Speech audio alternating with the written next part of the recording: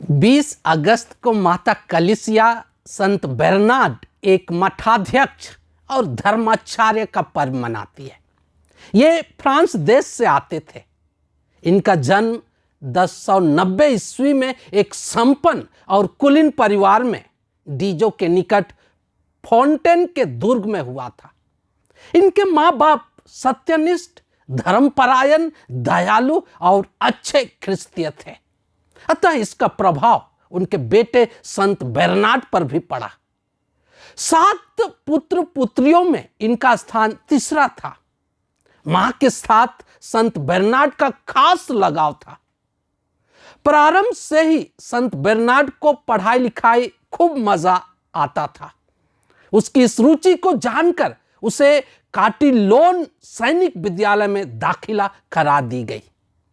साहित्य के साथ साथ वहां उन्होंने धार्मिक और अन्य सभी मूलभूत ज्ञान पाया जो एक सच्चा और अच्छा इंसान बनने के लिए जरूरी थे। वहीं उन्होंने इस शास्त्र और धर्मशास्त्र का भी अध्ययन किया और धार्मिकता में अपनी पकड़ मजबूत बनाई। 19 वर्ष की अवस्था में अपनी पढ़ाई खत्म कर और जीवन के लिए कोई भी उच्च पद को पाने का काबिल होकर घर लौटा। उनके प्रतिभा से उनके घर वालों को उन पर गर्व होता था। इसी दरमियान उनकी मां की मृत्यु हो गई। यह उनके लिए बहुत बड़ा आघात था।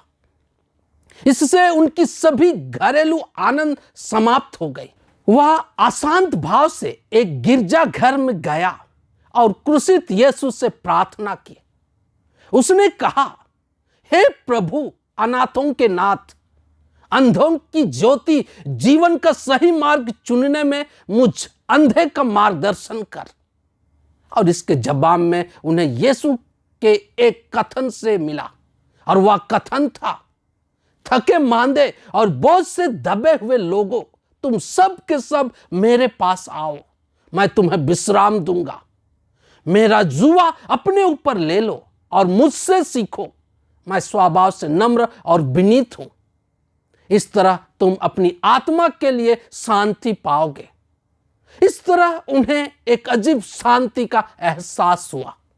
वह सब कुछ छोड़कर अपने को ईश्वर के चरणों में सहर्ष संपूर्ण समर्पित कर दिया। उनके भाई, मित्र और अन्य प्रभु भक्त उनके मनोभाव, प्रभावशाली वाणी और प्रार्थना से प्रभावित होकर उनके साथ जुड़ गए और धर्म संगत जीवन जीने के लिए सीटों में सिस्टर्सियन मठ में भर्ती हो गए। संत बेरनार्ड और उनके साथियों की उपस्थिति, उनके समर्पित भावना और प्रभु प्रेम से पूर्ण सोच से उस मठ में नई जान आ गई। वह मठ दिनों दिन प्रगति करने लगा, उसकी ख्याति फैलने लगी और मठवासियों की संख्या में वृद्धि होने लगी। संत बेरनार्ड ने सांसारिक वस्त्र को उतारकर नवशिष्य बना और हमेशा अपनी इंद्र सुख का दमन किया। यदि उनकी धार्मिकता कम होती और उनके मन में उबाऊ होने लगता तो वह खुद से सवाल करता था, बेरनार्ड, बेरनार्ड, तू यहां क्यों आया है?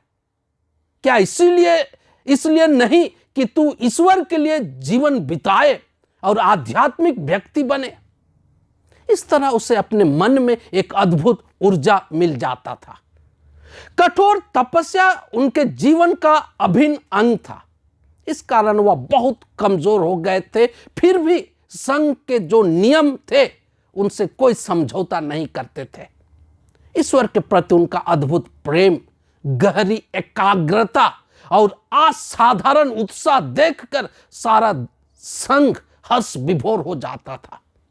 23 साल की उम्र में उन्होंने संत स्टेफन के समक्ष अपना पहला व्रत लिया। सन्यासियों की बढ़ती संख्या के कारण कई नए मठ बनाए गए। कलेर्वो में भी नया मठ खोला गया। वहां के संचालक संत बेरनार्ड को बनाया गया। उसे वहां का अगुवा के रूप में पाकर सारा क्लेर्वो की कलीसिया धन्य और हर्षमुदित हो गई। वे मठाध्यक्ष बनाए गए और बाद में उनका पुरोहित अभिषेक भी हुआ। वे अपने मठ के चहर दीवारी से बाहर आए।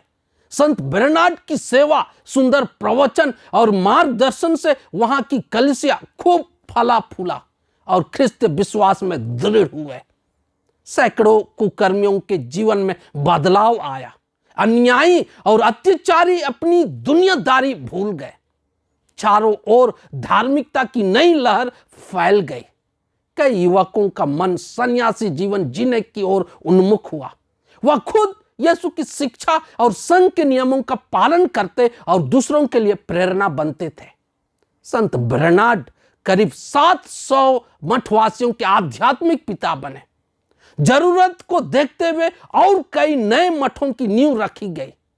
कहा जाता है संत बर्नार्ड करीब 100 नए मठ का निर्माण करवाए और उनका समुचित व्यवस्था करके सफल संचालन किए। व्यस्तता के बावजूद भी वे गांव और नगरों का दौरा करना नहीं छोड़ते थे। अत्यधिक प्रेरिताई कार्य करने के कारण उनका शरीर जवाब दे गई। वह अक्सर बीमार होने लगे। आराम करते समय वे धर्म ग्रंथ का अनुशीलन और मनन ध्यान करते रहते थे। जो भी नई प्रेरणाएं मिलती उन्हें वे लिख डालते थे। इस तरह उन्होंने अनेक उत्तम विचार और भक्ति से ओतप्रोत ग्रंथों की रचना की। वे कोई भी क्षण को व्यर्थ में नहीं जाने देते थे। उनके जीवन में भी अनेक कठिनाइयां आई। वैसी परिस्थिति में भी ईश्वर पर संपूर्ण आस्था रखते हुए धीर और अधीर बने रहे। 20 अगस्त 1153 ईस्वी को 63 साल की उम्र में उनका स्वर्गवास हुआ। 1174 ईस्वी में संत पिता अलेक्जेंडर तृतीय ने उन्हें संत की उपाधि से सुशोभित किया। वह अपने प्रवचन में अक्सर कहा करता था, पवित्र दूतों को अपना मित्र बनाइए और आपका बिल्कुल हानि नहीं होगी। वह हमें पवित्र दूतों को अपना मित्र बनाने की चुनौती देते हैं। क्या हम ऐसा कर सकते हैं?